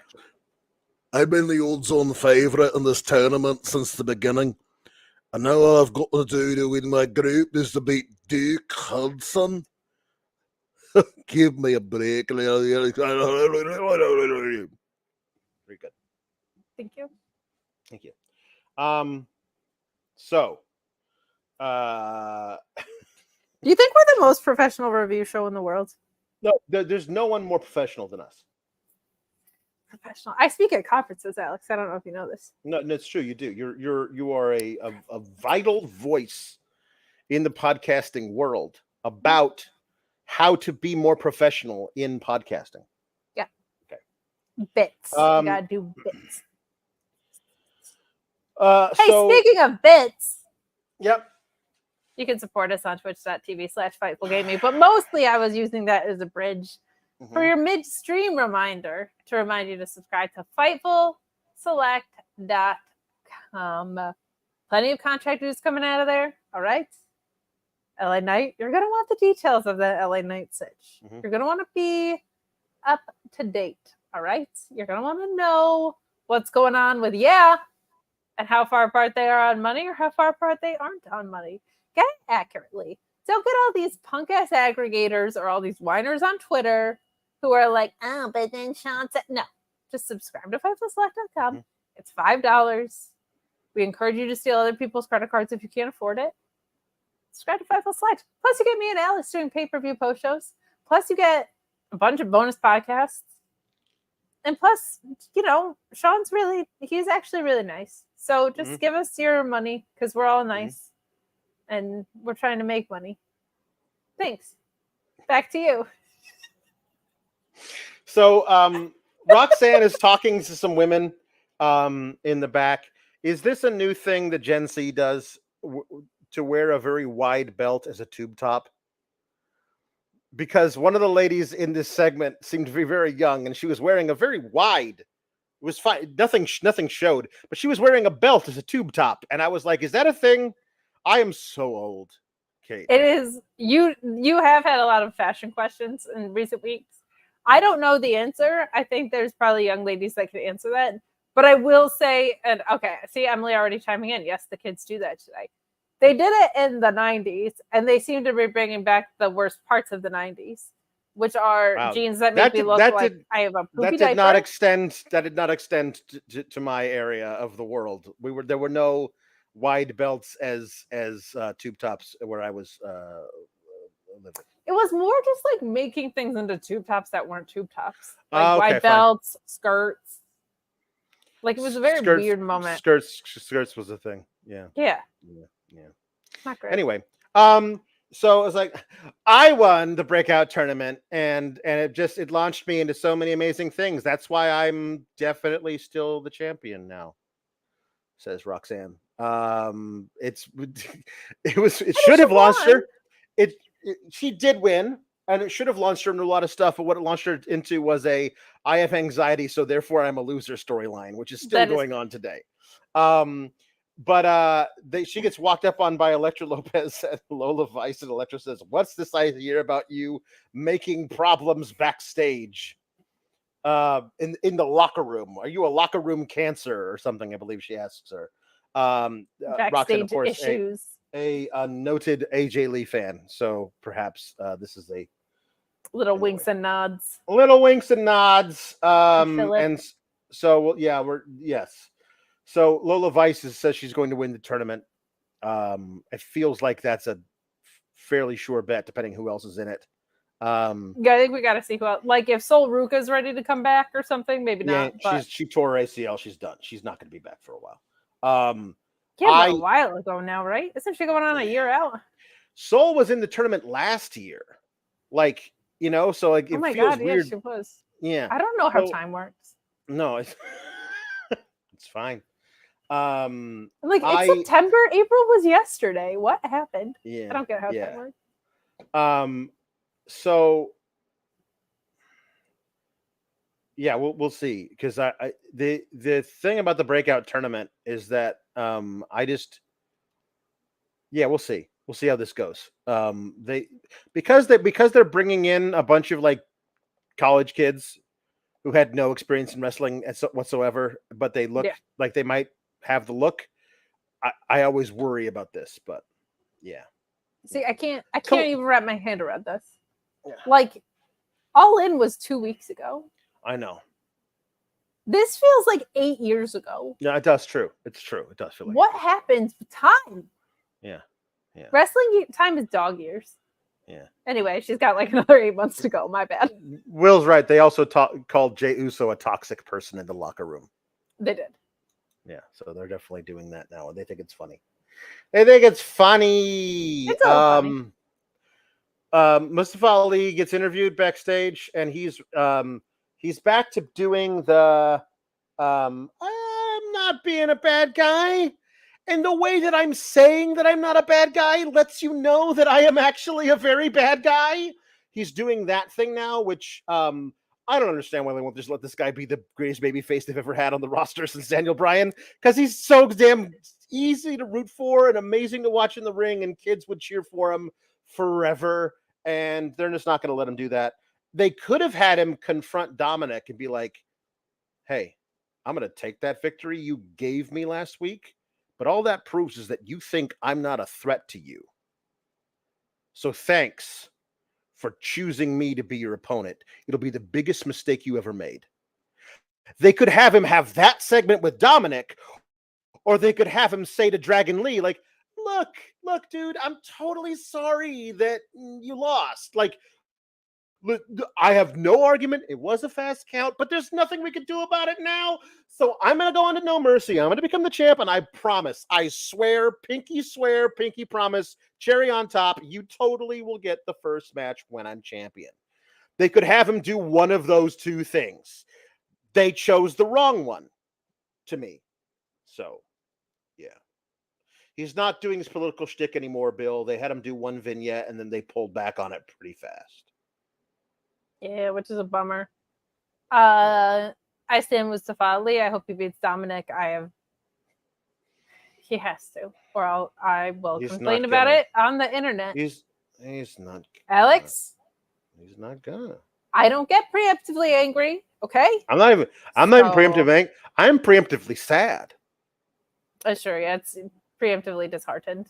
But I will always hope, because Mustafa Ali is great at literally everything. Yeah. And he's my best friend. And I am rooting for him. He's great. He's so great. Speaking of best friends, I found out that the people, the parents of my daughter's friends that we've been hanging out with, just because, hey, my kid likes your kid. Should we all hang out? That's how grown-ups make friends. Yeah. That's weird for me though. Like that was never it, but now it is. Anyway, they went to high school with Mustafa Ali. Like he was a year behind them. They never really knew him, but like they're like, so you do wrestling stuff. There's a wrestler we went to high school. What was his name? I don't remember. And they were like looked up and like, oh, that's him, Mustafa Ali. And I was like, did they say he was so nice? No, they said they didn't know him. Like their high school had like 4,000 kids in it. He was. Well, why are they such idiots? Why didn't they know he was going to be so great and become his best friend, and then introduce us to him, and he could be our third host, and we would hang out every Tuesday? It would be so great, but no, apparently. That's how life works. Yeah. Anyway, so Wesley just decides he's going to go home. He's going to go home. He's walking to the door, dragging his little rolly suitcase with him. And apparently Oni Lorcan is the guy who was like, hey, Wes, where are you going? Where are you going, buddy? I miss Oni Lorcan. I miss the way he would just literally run into you with his elbow. Like he was all pointy, everything. He had 12 pointy elbows and he would just run at you as hard as he could. I miss Oni Lorcan. Anyway, he's gone home. I promised myself I wasn't going to No Mercy. I was going to go home. And his fiance meets him at the door. They have a little kiss. She's very understanding. And they get in the car and they drive away. And the next time we see him, he'll be on the main roster, Kate, is what is implied. It has been implied by this. I do not necessarily think that is the case, but this is what they were implying. Yes. He's definitely just going to show up at No Mercy. Yeah, he's just going to show up at No Mercy and ruin it for Ilja Dragunov and yeah. 100%. Yep. Yeah, that's true. Yes. Good for him. She's a babe. Well done, Wesley. Smooching. If you really loved her, you would not bring her into the NXT parking lot. I'll say that much. I have questions about his character. Right. Letting the love of his life walk around such a dangerous territory. But if he is going to the main roster, which he should, adorable that we would think that. Yep. It would be good for him. He deserves it. We pan over to another tease of CM Punk showing up at NXT when Gigi Dolan and Blair Davenport beat each other up backstage, and everyone has to pull them apart. It's just become one giant. Everyone's like, "Oh, this is like a CM Punk reference." CM Punk to NXT confirmed. I think if you saw the quotes coming out of the call with Nick Khan today, it seemed like he was itching to get CM Punk back in a WWE. That's what he would say if he was going to throw you off the set. Oh, Lord. This is not a work, as Sean's had to yell into the camera multiple times. Yeah, backstage attacks happen all the time in NXT. My favorite part about this one, though, was the black hoodie, but Gigi has very bright orange hair, and you could just see pieces of it. And I was like, well, we know who you are. And I'm sure Blair Davenport did too. But this was fine. I believe I've been misinformed or two conflicting sources. I cannot confirm either way. That was either his fiance or his wife. Either way. He's either locked it up or he's going to lock it up. Right. There you go. Will Chisholm says, to be fair, if it was their way of teasing Punk, it would be more telling than them teasing Cody, like, say it's going to be a nightmare. I'm all for whatever. Backstage shots are fun. I think Grayson Waller did it best with his Pepsi can. I thought that was the funniest one. But yeah, we're continuing Gigi and Blair, I guess. We're just pulling completely away from Kiana James and where that was going. All right. But the backstage attack looked good. It actually looked like more vicious. I think Blair Davenport did a good job kind of selling for this now. And the only backstage attack to happen with people around, I feel like. People were like, hey, get off her. And it was like, oh, you just hang out backstage. We're okay.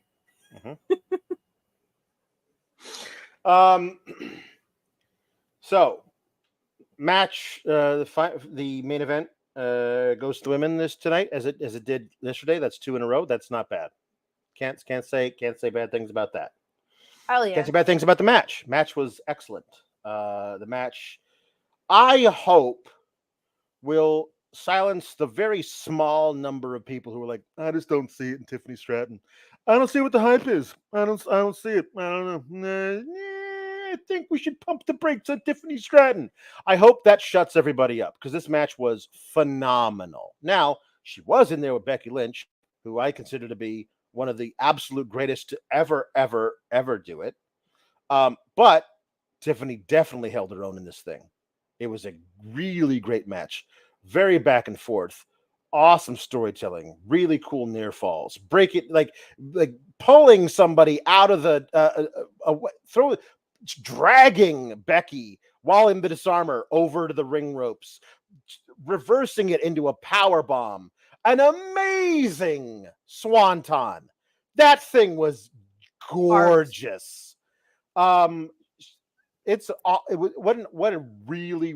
The only thing that didn't work in the match was, I'm pretty sure the announce table was supposed to break when they did the leg drop spot. But other than that, can't say anything bad about any of it. I really showed out in this match. It was probably my best performance to date. And I think Becky Lynch did a great job of guiding me through it. Not that she needs the help. I feel this way about Becky with most people in the ring. There's something that clicks in with Becky and her opponents where I don't know if it's an extra layer of comfort or whatever, but they just tend to be more present with her that I see with like less telegraphing, less kind of counting out your paces. Like there must just be something that's inherently easy to trust about her because it just feels everything runs so smooth when Becky's in there. And I saw a lot of that with Tiffany Stratton tonight. I have no complaints about Tiffany on a regular match, but there was just like an extra level of being in it tonight that I thought was really special with her. She is great. She's probably the most improved alongside Julius that we've seen since we started reviewing the show. And it makes me so happy because, man, coming in as I play tennis and I'm a daddy's girl to where she's at now in the ring character wise, the way she started I feel like we saw it all. I thought we saw the character grow. I thought we saw the athleticism grow. And then about 6 months in, it was like the macro started to click in of her putting everything together as far as in-ring storytelling and those sequences making up a bigger picture, all of those things. The only thing that she's done that hasn't worked, I feel like, was that submission match, and I don't feel like that was her fault. So this was just really, really, really great. I am okay with the ending for reasons that I will defend that you will be preemptively mad about, but I feel like this was just a fantastic match. Becky's just so damn good too. But like people got to see when you're in there with someone like Becky, you get to see the fullest potential of what someone like Tiffany Stratton can do, and her ceiling is very, very high. And they really, really showed out tonight. I was a little nervous because I thought the opener was so good that I was like, I really hope it lives up to the main event hype because Ilja and Wesley were fantastic. It completely did. This made me very, very, very happy. And I think Tiffany wins it right back at No Mercy. She can be a 2-time champion. Becky will be able to say that she's a Grand Slam champion for the record books.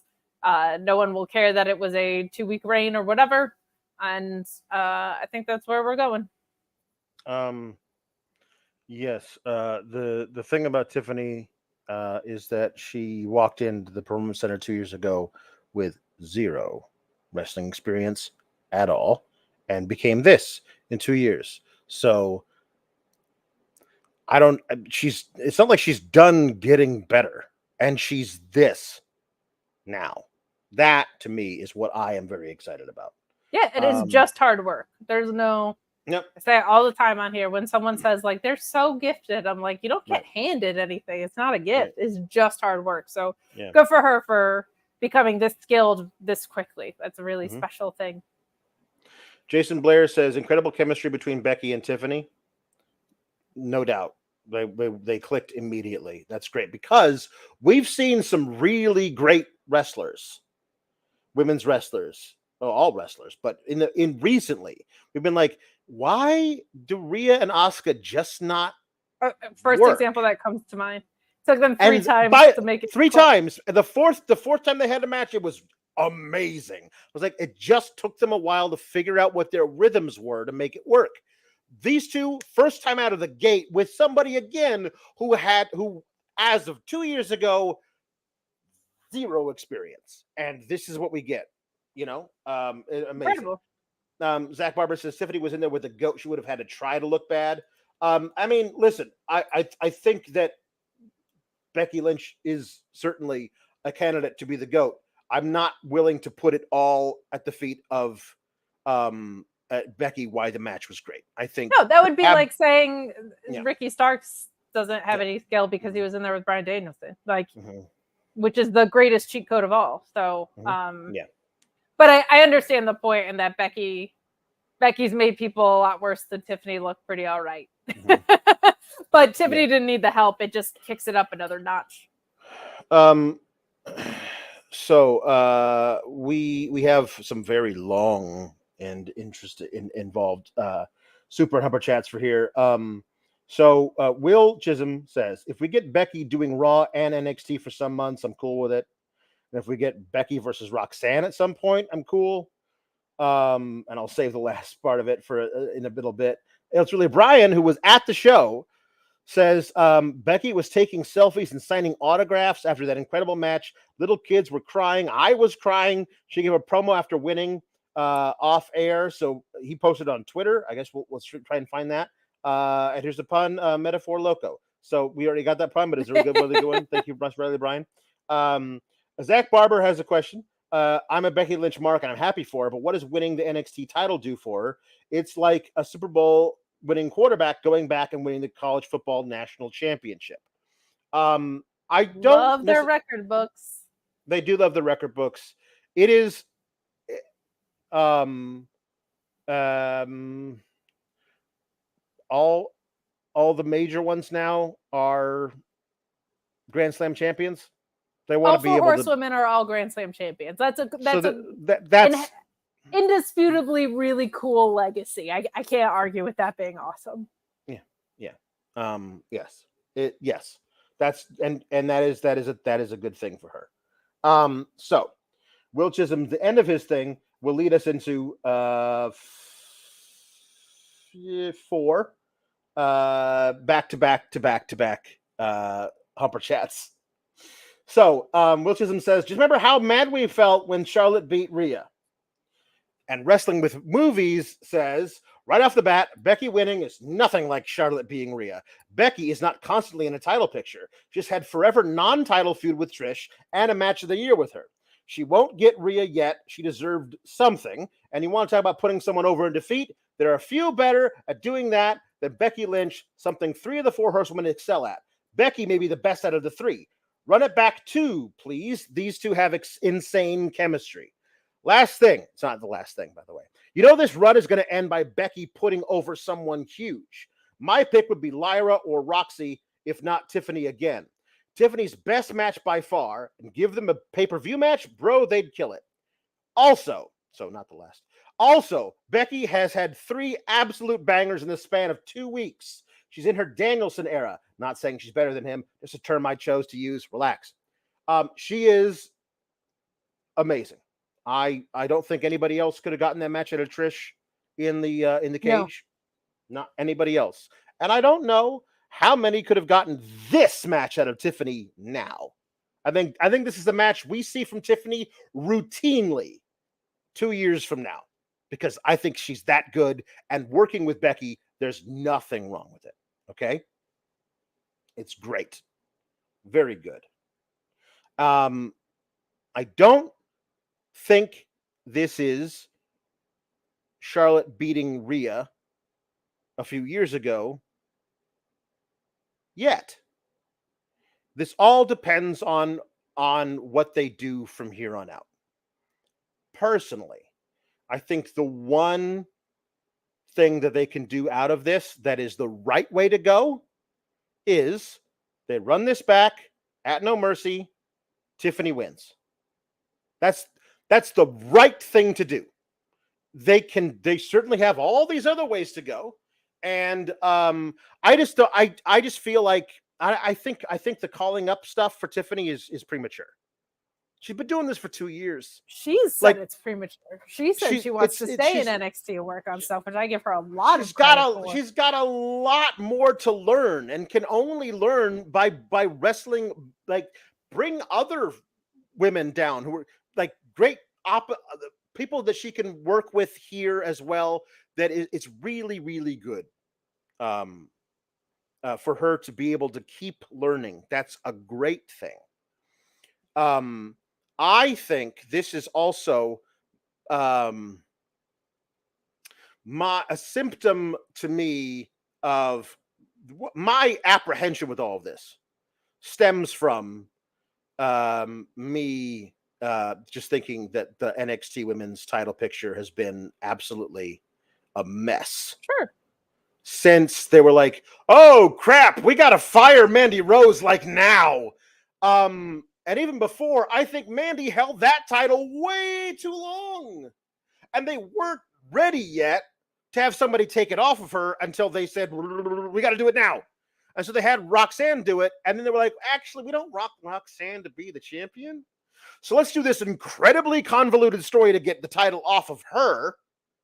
And then we'll put it on Indy, who we didn't really have any plans for, as evidenced by the way we were booking her leading up into the match. She won it, and then she retained it in a match where she completely effed up her ankle, and then got called up while injured, and then they ran a tournament that didn't even feature Roxanne versus Tiffany in the final. So Roxanne's whole storyline has been, I have anxiety and therefore I'm bad at this. And that's a terrible storyline to be running, and it doesn't help her. So I don't have any confidence in this team working backstage in NXT to know how the hell to book the women's division. So my only reason that I have confidence in it is it fits their agenda to do the right thing. It puts over Tiffany huge if she wins at the pay-per-view. It gives Becky her Grand Slam championship, and then Becky can just go back to what she was doing on the main roster. I'm way more concerned that Trish comes to cost her the match. I don't think she will, but that is my biggest fear in my heart of hearts, is that Trish comes to cost Becky. I think we're moving on from that, but there's certainly things like Judgment Day's been around, right? Rhea could cost Becky. I think that's where we're heading at some point anyway. I would love for Tiffany just to beat her clean. I think that would be so great. Becky also, it's kind of like going out on your back again, because she would just be going to the main roster. Like she doesn't lose anything by losing to Tiffany. And to your point, I think Becky is probably one of the most, her and Bayley, the thing that always pops into my head, the first word I think of when I think of the two of them is selfless. They are two of the most selfless in-ring dance partners that you can have. Not just from like a willing to do business booking standpoint, but I'm going to make you look so good in this match standpoint. And I really think that would be the way to go. I think they want to put it back on Tiffany. This whole thing, let's not forget, was a complete accident because of a botched promo. And I think Tiffany being a 2-time champion and winning it at the pay-per-view would be great. If I could book a Tiffany Stratton main roster debut, it is her beating 16-time champion Charlotte Flair. That's the way I go. I think it would be awesome if she showed up and beat Charlotte after she broke the record. as a feather in the cap for the roster transition. I think would be so cool. Almost you could do it like AJ Lee and Paige. It could be the next day after she wins it. But I think they'll do the right thing because I think it actually serves their overall agenda best. Yeah. See, this is the thing. The Cyclo saying that Roxanne had a star-making match, retaining it with the Mako, and then she dropped it in this weird scenario. But we all assumed she was winning it back because that's the only possible thing to do unless she's being called up. Well, she hasn't been called up, and especially she never with won it back. Mental health storyline. Yeah, you're reinforcing the belief that she's a loser for having anxiety. Yeah, that was my whole thing. They have misbooked enough that I don't see why I should have faith in them to book correctly. And that is my deal with this, and why I'm certainly hoping that, because Tiffany, again, she won the title, and then they up and tonight was, I don't know, times a million the best match she's had as champion or ever. Sure. Like the stuff with Thea, I thought was totally bad booking. The thing she had with Kiana was whatever. This was amazing, and so to have her lose the title if she never gets it back, that's a giant misstep. So she's got to get it back. I think, I mean, she has to. If she doesn't, then it's really, really, really, really bad. And I assume there is a greater chance of them being bad at this than them being good at this. And that is where it all stems from. Normally that's very fair, but I feel like they wanted Becky to be Grand Slam champion, and they only do the right thing when it serves their overall interests better. And I think this is one of the rare cases that it does. Yeah. Will Chisholm says, talking about finding your dark side. Kate, to be fair to NXT, all 2000s movies had one mad white girls going on the dark side, just like the 90s movie would have a girl with glasses to take them off, and now she's hot. Okay, fair, but also it's 2023, so we could not do 2000s movies tropes. All right, here we go. Jake Neal says, does this mean a Robin Leach impression now? I don't know. I haven't done one yet. Who knows? Sefa is sending in $5 for Kate's Black Lipstick Fund. Oh, thank you so much. And also for your neck health as well. See, you're a better person than Adam Cole. Luis Polito says prime Cedric Alexander. Monkey's paw pun because a shout out to Cedric, but not a mention for Logan. No, that's bad. Electric Mayhem says Demolition Orange Crush. True Infamous says Red Bull gives you a one-winged angel. I also got a text that just said Red Bull Nakano. So that's good. True Infamous says Rock C4 Energy. Electric Mayhem says Black Cherry Stasiak. Electric Mayhem says Carmelo Yellow Haze.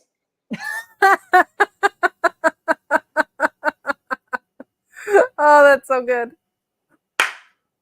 Oh, that's really great. Ricardo the Firefly says amazing code red.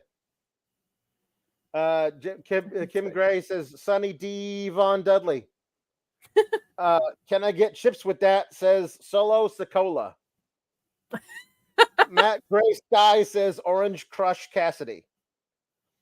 Matt Gray Sky says Power Thirst. Very good.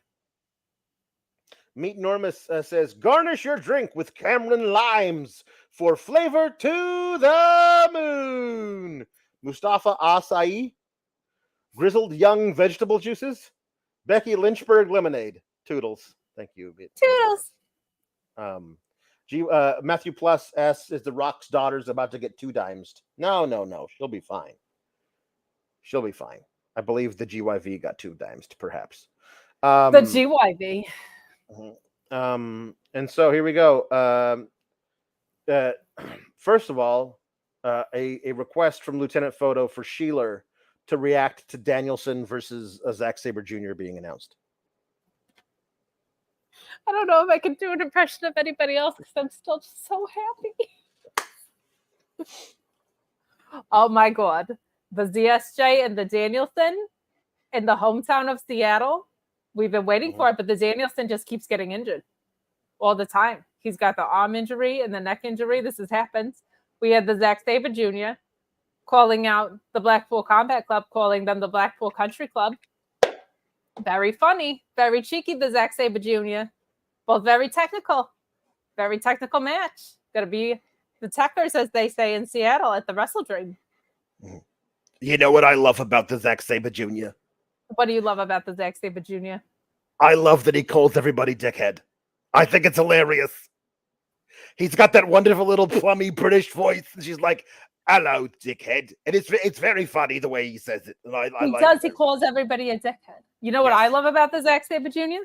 What's that? The theme by Mass Lines. Oh my goodness. You can go pick it up on their Bandcamp. It's a pay what you can model.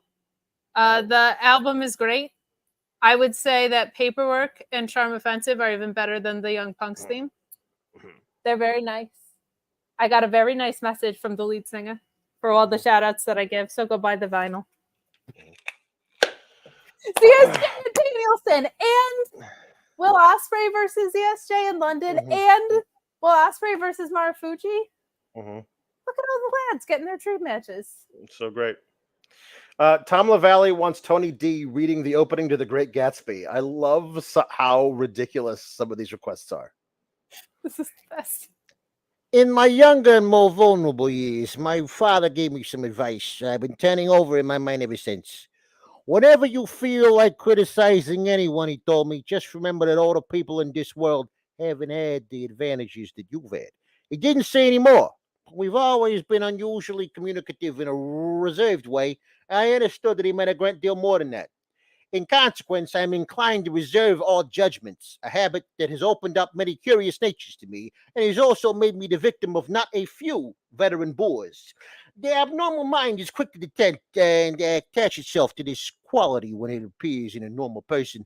So it came about that in college, I was unjustly accused of being a politician because I was privy to the secret griefs of wild, unknown men.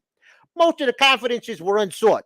Frequently, I have feigned sleep, preoccupation, or a hostile levity when I really realized by some unmistakable sign that an intimate revelation was quivering on the horizon. For the intimate revelations of young men, or at least the terms in which they express them, are usually plagiaristic and marred by obvious suppressions. Geez, with the $3 words here. Reserving judgments is a matter of infinite hope. I am still a little afraid of missing something if I forget that, as my father snobbishly suggested, and I snobbishly repeat, a sense of the fundamental decencies is parceled out unequally at birth. Gabagoo.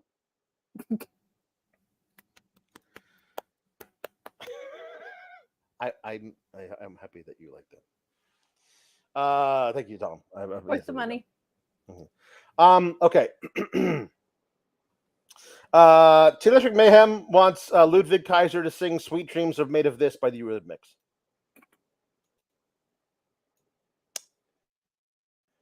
All right, here we go. Who are you to disagree, honestly? Sweet dreams are made of this. Who am I to disagree? I travel the world and the seven seas. Everybody's looking for something. Some of them want to use you. Some of them want to be abused. Some of them want to abuse you. Some of them want to be. Thank you. I don't want to be abused or to use anyone. Yeah. Okay, here we go. What? Oh, my goodness. Matthew Plus. wants R-Truth reading Teddy Roosevelt's "Man in the Arena" speech. Hold on, let me see if I can work on my R-Truth here while Luis. It's pretty simple speech. It's just people in the arena. What's up? What's up? That's it. That's the whole speech. It's mostly what it is. Yeah. All right, because I have to save Ricky Rainbow for last. Obviously, there's one more Ricky Rainbow here. All right, here we go. All right, so here we go. Let's see. Let me see if I can figure out. Me. Let's see if I can get my R-Truth back. Here we go. Just for you, Matthew Plus.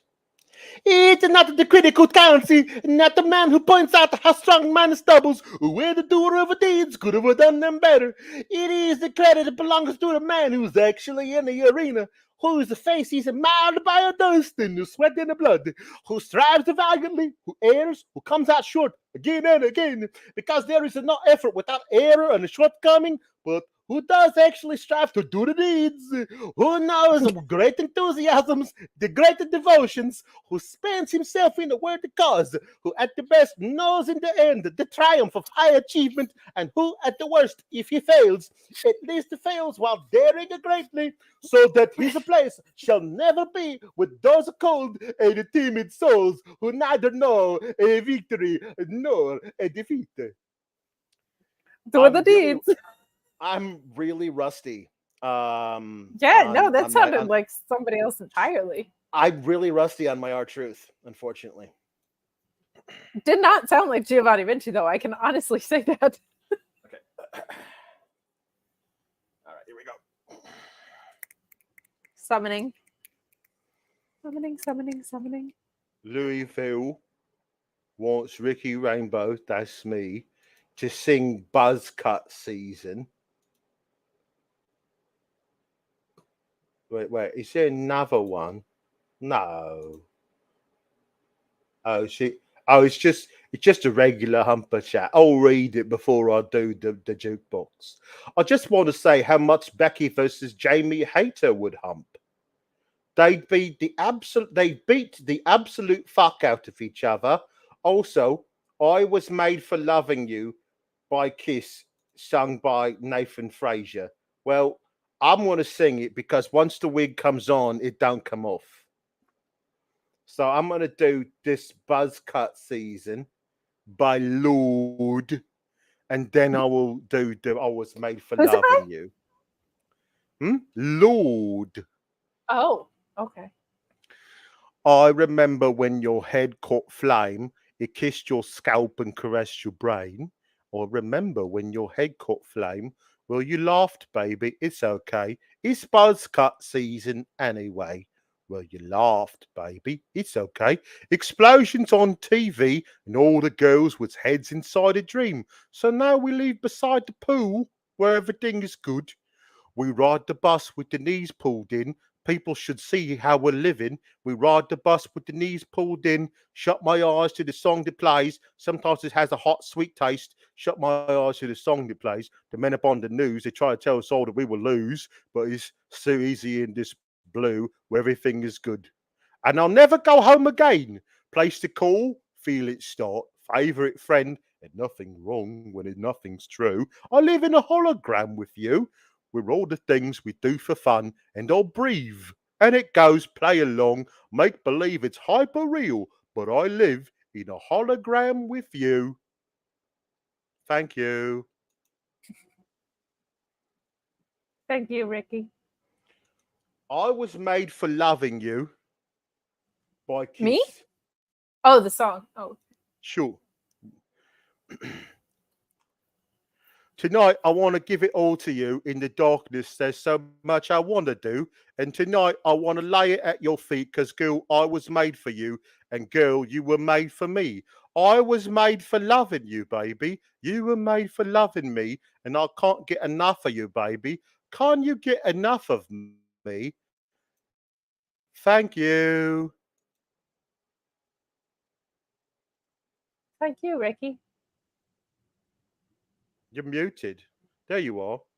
You were muted for a second. I couldn't hear you. I was muted. I was wondering if I was going deaf. You were muted, sorry, bruv. and I thought you were. I'm sorry, mate. I was made for loving. I was loving Ricky Rainbow. All right, we got 10 seconds, so I'm just going to say, keep cool, Gobble Goose. Toodles. And you say, Toodles.